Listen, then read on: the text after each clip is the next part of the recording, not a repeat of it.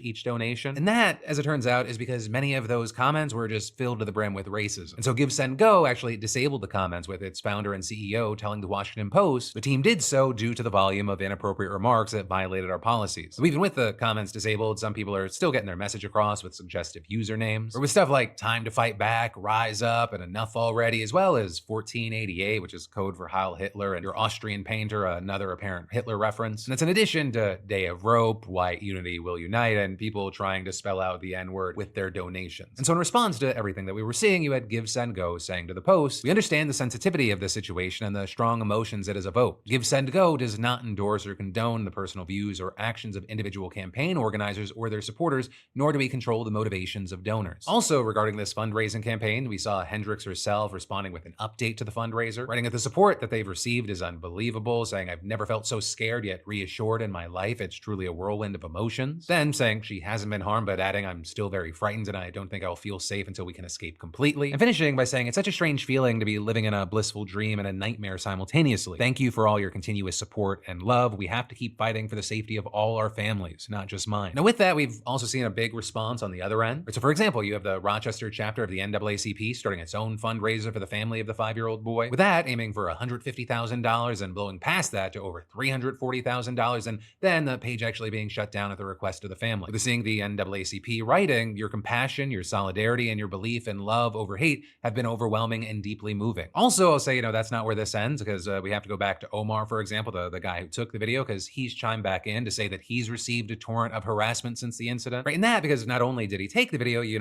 had Hendricks alluding to his history with law enforcement, which includes a sexual assault charge from 2022 that was actually recently dropped. And so you had Omar telling KIMT News that he's been getting death threats, his information's been posted online, and he's concerned for his and his children's safety. Additionally, it looks like there may be legal problems for Hendricks in the near future. Right, in that, in part because the city of Rochester posted a statement on Facebook calling the video deeply disturbing and adding, "The Rochester Police Department is gathering information and actively looking into the matter." And this is due to the NAACP calling on the police, the city attorney, and the county attorney to investigate and charge Hendricks with a hate crime. And with that, you had Omar telling NBC that the 5-year-old boy's parents have expressed support for prosecuting her if possible. So likely there's much more to come, much more to see play out, and in the meantime, I gotta pass the question off to you. What are your thoughts here, not only around the incident, but around the fundraising after? But then, next up in the news today, Israel now reportedly plans to take full control of Gaza, not just the parts that it's occupied since October 7th, but rather the entire Gaza Strip, with no clear end date for how long they'll stay. Now with that, I'll say in some ways, this is what many expected would happen once the war started, especially since Israel already controls around 50% of the territory and refused to go forward with a ceasefire deal that they had made. With us seeing reports today that the plan was agreed to in an early morning cabinet vote after it was revealed that the military was calling upon reservists for another Gaza operation. Now with that, a de facto occupation of the entire Gaza Strip, that's already a huge escalation of the conflict, but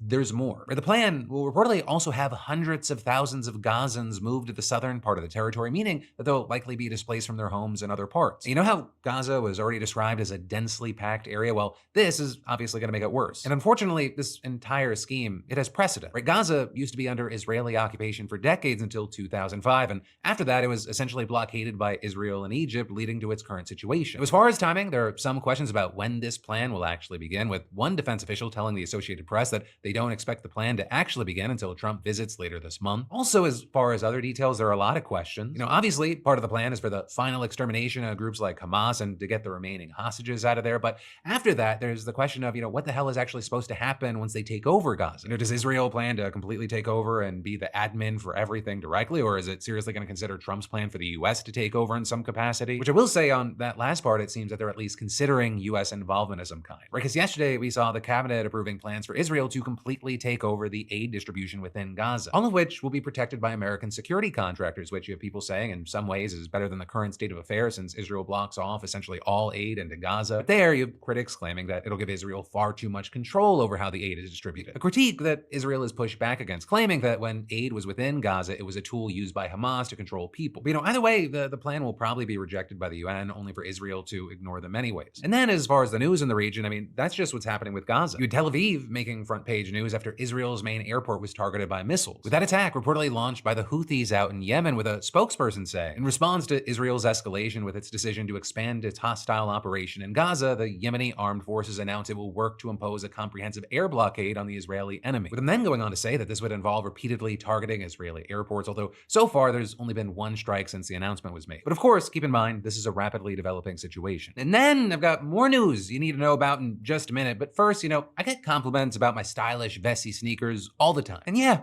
my Vessis do look great. Easy agreement. But then also people ask me if they've heard these spots, are they really waterproof? And yeah, the answer is yes, these babies are 100% waterproof. Something I definitely appreciate more and more since I moved to a place where it rains more than 3 times a year. And it's a big part of why I love having Vessi as a sponsor of the PDS, right? We don't have to sacrifice style over function. Because before Vessi, I had a whole rotation. My Might Rain shoes, my errands only beaters, casual date night, and on and on. Now, one pair handles all of it, and they simplified my closet and they somehow go with everything. Right? I just normally rock the weekenders. They're clean, comfy, and built for real life. Like when I'm out playing with the kids and the sky flips from sunny to the end of days. Still dry, still happy. Dog walks in the drizzle, grocery run puddles, long ass nights on my feet at a show, no problem. It's like wearing a rain boot disguised as a stylish sneaker and my feet thank me every time. So yeah, say yes more and don't let the weather or your shoes slow you down. Just scan that QR code or go to vessi.com/DeFranco to get 15% off your first pair automatically applied at checkout. That's VESSI.com/DeFranco. Go check them out. But then, next up in the news, Donald Trump, the president of the United States, in case you forgot, he does not know if he has to uphold the Constitution. And that is actually just one of the things that he's said or shared over the past few days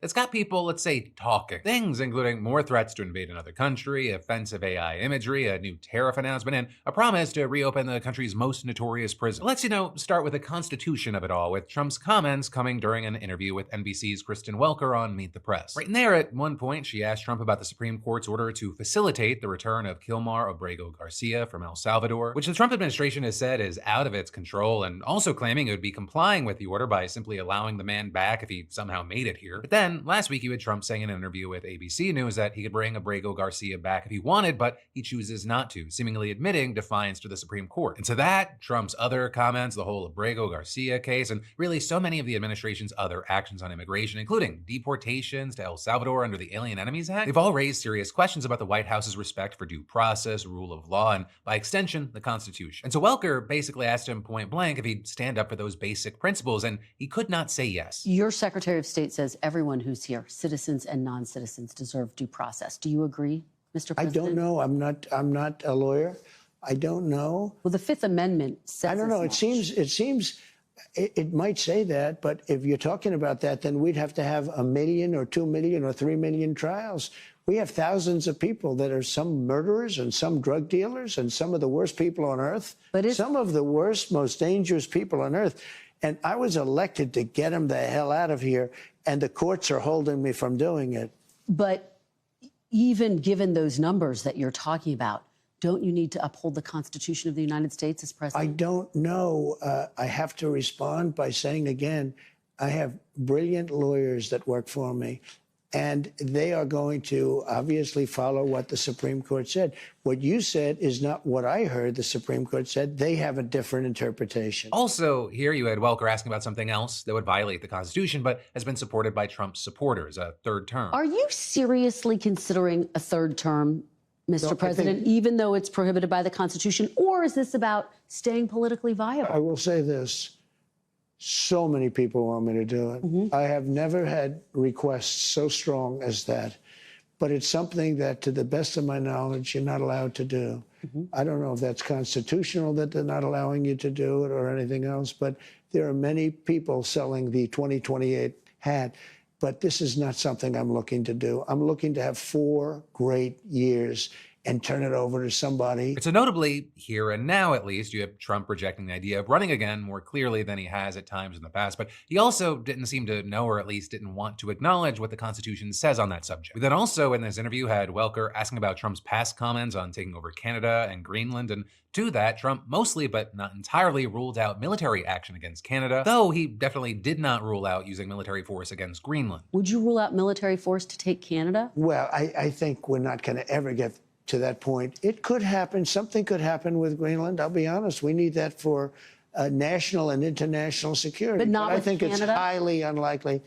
I don't see it with Canada. I just don't see it. I have to be honest with you. Now, moving past that interview, which I'll link to, you can watch the full thing, Trump and the White House, as usual, were busy on social media this weekend, with, among other things, Trump posting this AI-generated image and the White House later sharing it of him as the Pope. But this notably as the actual Pope just died a few weeks ago and the church is getting ready to begin the process of picking a new one. So as you might imagine, a lot of people, especially a number of Catholics,